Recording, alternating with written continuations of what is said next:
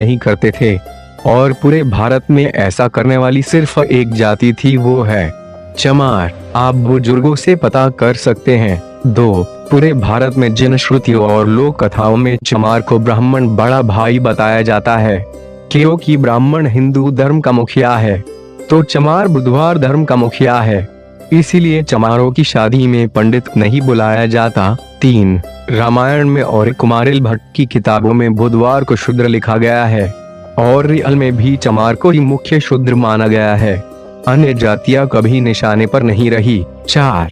समस्त जातियों में सिर्फ चमार जाति ही ऐसी है जो गरीब होने के बावजूद अपनी आन शान पे मर मिटती है और इस जाति में आज भी राजसी गुण झलकते हैं। 5. चमारों का घर गांव के बाहर अक्सर होता है क्योंकि चमार गांव के राजा होते थे।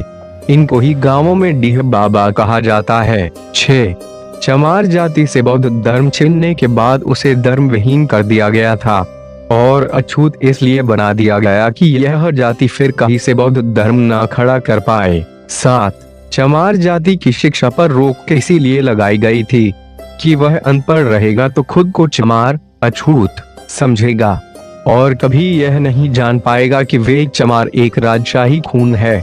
इसलिए चमारों की शिक्षा पर रोक लगाई गई थी कि चमार शिक्षा पाएगा तो फिर से बुधवार धर्म खड़ा कर देगा। 8. चमार खुद को इसीलिए चमार कहलाना पसंद नहीं करते क्योंकि चमार इनका नाम है ही नहीं, इनका नाम तो सूर्यवंशी क्षत्रिय था।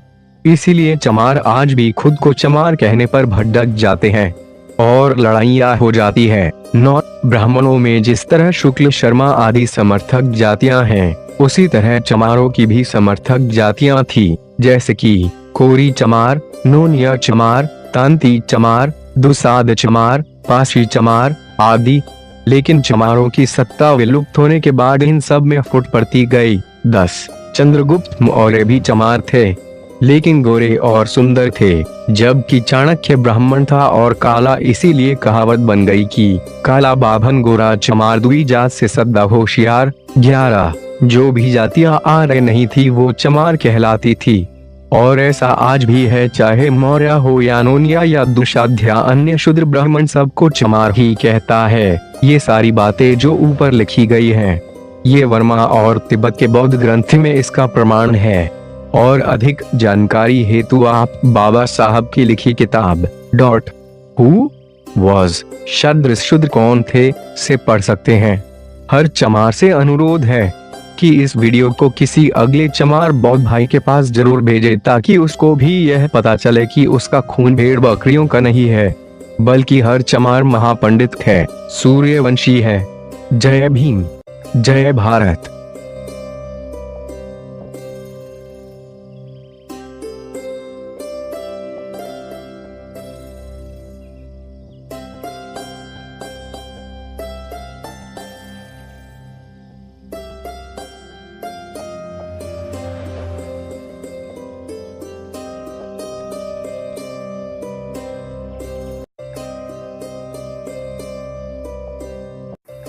दोस्तों, इनकलाब जिंदाबाद चैनल में आपका स्वागत है। दोस्तों, अगर आप वास्तुशास्त्र और ज्योतिष के बारे में कुछ भी जानकारी लेना चाहते हैं तो रोज हमारे चैनल को विजिट कीजिए और हमारे चैनल को सब्सक्राइब कीजिए। नीचे दिया लाल बटन है उसको दबाइए सब्सक्राइब वाले को, और उसके साथ वाले बटन को, बेल आइकन को भी दबा दीजिए।